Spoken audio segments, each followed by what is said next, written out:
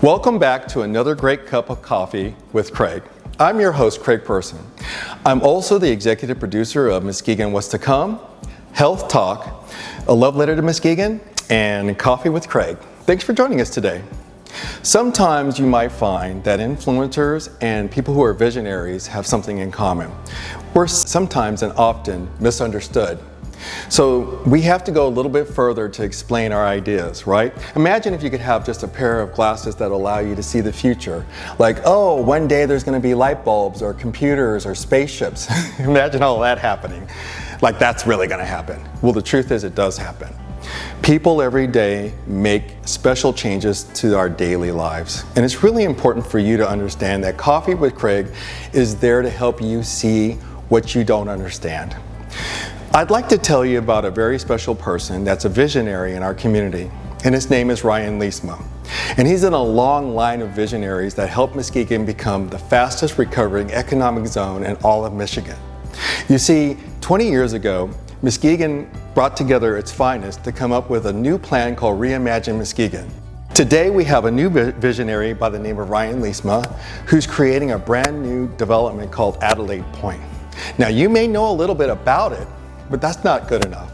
You see, Ryan would like the community to really understand his hard work and his ability to see the future and do something very unique.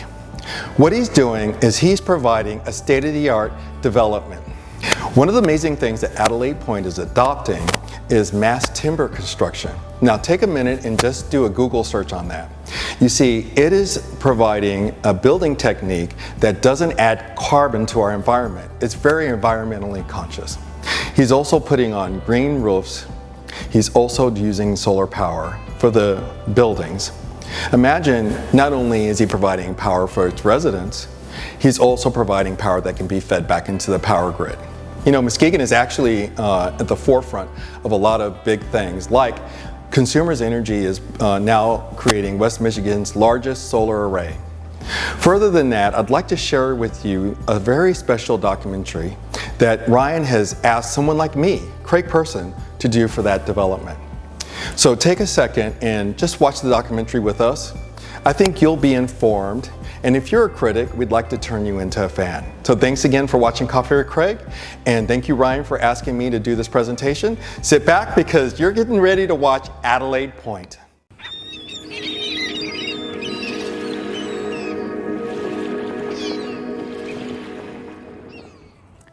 Hi everybody, my name is Ryan Leesma and I'm here to ask for your support on the Adelaide Pointe project, one of the most innovative waterfront development projects that's ever occurred in West Michigan or the country. Our project started about 18 months ago when we purchased 30 acres of waterfront that was previously used for industrial use. It was heavily polluted. It was not available and open to the public. Our plan is to take something that was old and used and industrial and to turn it into something that's fresh and new and sustainable. So what I did is I basically just went out and I looked for the best people. And I hired Edgewater Resources, the best marina engineer and marine community site designer, I would say certainly in the country, but maybe one of the best in the world. I'm Colin Hassinger with Edgewater Resources. I'm a project manager and project engineer here. My specialty is marine and waterfront engineering. I've been doing this for over 11 years now, and we've been doing this as a company here in various forms and other places and entities for 30 plus years. In particular, this project is the Adelaide Pointe project in Muskegon. This is a multi-use development project that has a major waterfront component, and in particular a marina expansion and habitat restoration portion, and that's what is currently being public notice for permit. Like you said, there's existing peninsulas, so we're actually stemming off one of them and adding in a breakwater structure to help make the area between the two peninsulas more calm and suitable for mooring of recreational vessels. And on top of that, by making it suitable for recreational vessels, we're also making that shoreline more stable and erosion-proof to prevent some of the drastic erosion the site's seen during recent high water levels. And as part of this project, we'll be dredging to restore navigation depths inside the basin, and that'll be removing some of those previously disposed of foundry sands. So this is the drawing set that has a corresponding application that we've sent into EGLE, which is the State Department of Environment, Great Lakes and Energy. And they're the state regulator for waterfront projects like this, in determining their impacts and the overall intent and how it meets the various regulations that they're responsible for enforcing. This is the permit drawing set that shows what the existing conditions are and what we're proposing for the site as its whole. So this includes both the central basin area, which is the marina expansion and shoreline restoration portion, as well as what we call the East Basin, which is cleaning up and expanding the existing small boat basin that is the City of Muskegon's property that is going to be tied to this project as well. The City of Muskegon is a co-applicant on this project. I'm Darrell Veldman, Senior Project Manager here at Edgewater Resources. Colin takes care of all the water side and I take care of the land side. Around the perimeter of the property currently is a multi-purpose trail, bike trail, guys can go blading and whatnot. Part of the project is we're actually moving that trail closer to the water so people have better access. Along the way they're talking about installing fishing platforms, adding benches. Ryan's also talking about installing Wi-Fi out there in the lights so that people, if they're out there, they can take videos and share data with their friends and family. So there is a improved public access to the project. We're trying to make sure that the base infrastructure, like the kayak launch and the boardwalks and the access down, are all there to facilitate all of those different opportunities as they develop and change along the way. Yeah. Along the trail, they will have like a bollard, which is maybe a 3-foot high, tall light, every maybe 25, 30 feet along the way, to create a nice lighting pattern for people using the trail, whether it's in early morning or in the evening. That portion of the project will be coming in as soon as possible. Folks can go there if they're just walking the trails, if they're in the transient dock, the shopper dock, like Colin had mentioned. They can also go and visit that area of the project as well. So in the northeast corner of the property will be a building that's going in that will have we'll have boat sales, it'll have a restaurant, it'll have a bar deck on the 3rd floor. So folks can go there if they're just walking the trails, if they're in the transient dock, the shopper dock. But the shopper dock is really temporary, kind of a day kind of a situation. If you want to stay overnight, then you have to be in the marina and get in the transient docks here. And that's something that you got to call ahead and make a reservation to get those. And there are folks that travel the Great Lakes that way. They just, instead of going on vacation like we do, we go in a car, they go in a boat, and then they'll stop in Muskegon, they'll stop in Grand Haven, they'll go to Chicago, they'll go to Milwaukee, and that's their trip. So they look for those transient slips in the basins. There will be a pool located here in the northeast corner by the multi-use building and the boater services building. Alan had mentioned they can also go and visit that area of the project as well. And we will have EV charging stations throughout this angled parking area. And Ryan's working with different groups to establish those EV charging stations. He's also going to have solar up on the roofs. And again, he's working with the architects on those particular buildings to make sure that's the right mix of solar and green roofs. Stu is kind of my go-to, Edgewater Resources go-to guy for wetlands, for wetland mitigations. Stu is known throughout the Midwest, and I can safely say the country, for his work with wetlands. Wetlands and general aquatic habitat. Right? Correct, because he's also working with us for the aquatic habitat along the breakwater.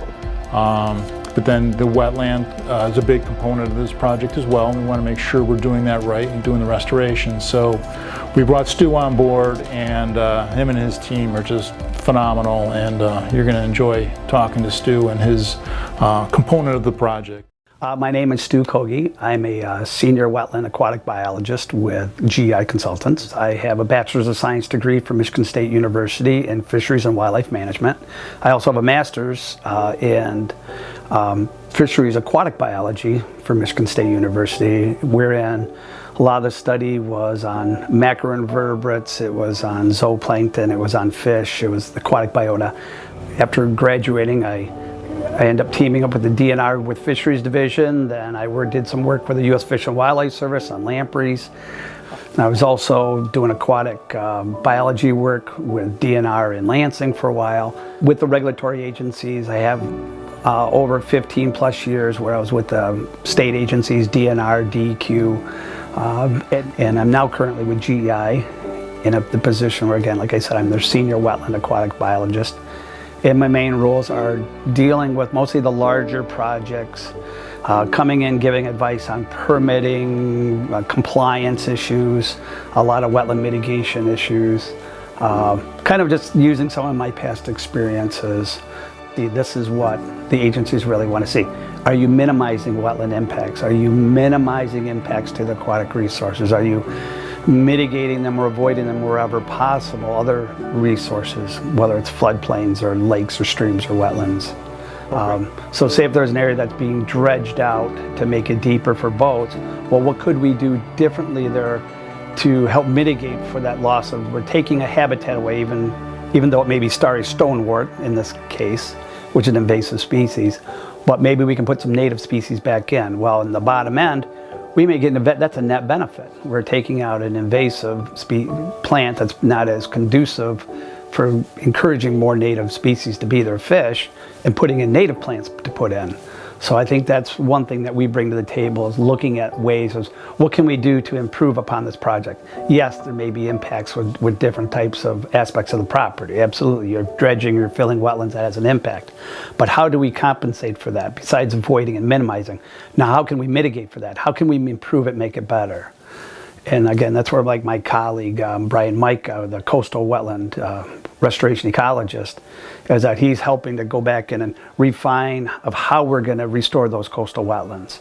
And how are we going to make them better than what was done years ago that unfortunately some of them failed due to the high water level. How do we improve upon them and make those better we don't run into that problem again in the future? So I think that's where our team of the GEI staff, myself and Brian, and we kind of use those experiences we've had in the past to help make it a better project.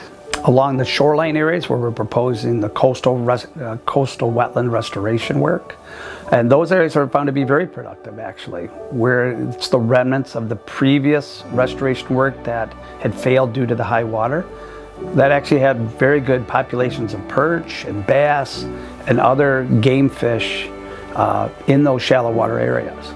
And so those areas that we do plan with this project is to restore those, make them even better than the remnants that are out there now. Let's restore them back to what they were before and make them more sustainable so they can accommodate if we do get high water levels or low water levels again. The other point I think we want to make too is when we look at the basin is not going all the way out to the drop-off. The basin that's being proposed, the new break wall, is actually going in the shallower waters. And again, I'm saying it's that waters that are less than 9 feet deep, less than 8 feet deep is where it's going. It's not going all the way out to where the drop-off starts. But one, it's good because it's a lot less rock you'd have to put in if that rock has to go down a slope to form a break wall. Engineering-wise, my understanding is that they don't want to go out that far either because you need to have a stable base to put the break wall on. And so again, the break wall is going in an area where it's that area which is now dominated by the starry stonewort, but it's also close enough to the deep water areas where it would give access to fishermen. So as we haven't talked about yet, that break wall will be open to the public. It'll be for public fishing, for access for different type of recreational, passive and non-passive, of course, use. But the nice thing is that it'll give fishermen access to deeper waters, which they don't currently have, especially in this area of Muskegon Lake. And then talking with the Fisheries Division staff, that's the one comment that we heard loud and clear, was that there isn't enough public access for fishing for the public. And that was one positive feature that we understood that they had about this project, was that it was providing public access. I'm Dennis Kirksey. I'm Operations Manager for Adelaide Pointe, and I'm also Chair of the Muskegon Lake Watershed Partnership. That the local conservation district does an annual walkthrough of the shoreline to make sure that it is being maintained properly. And when you couple the high impact storms with the high water levels, something like that would just eat and chew your shoreline. Early conversations both with NOAA and with Watershed Partnership and the engineers that have looked at this along the way, we'd looked at wave attenuators as an answer, so that you keep open water fish passage underneath your break wall system.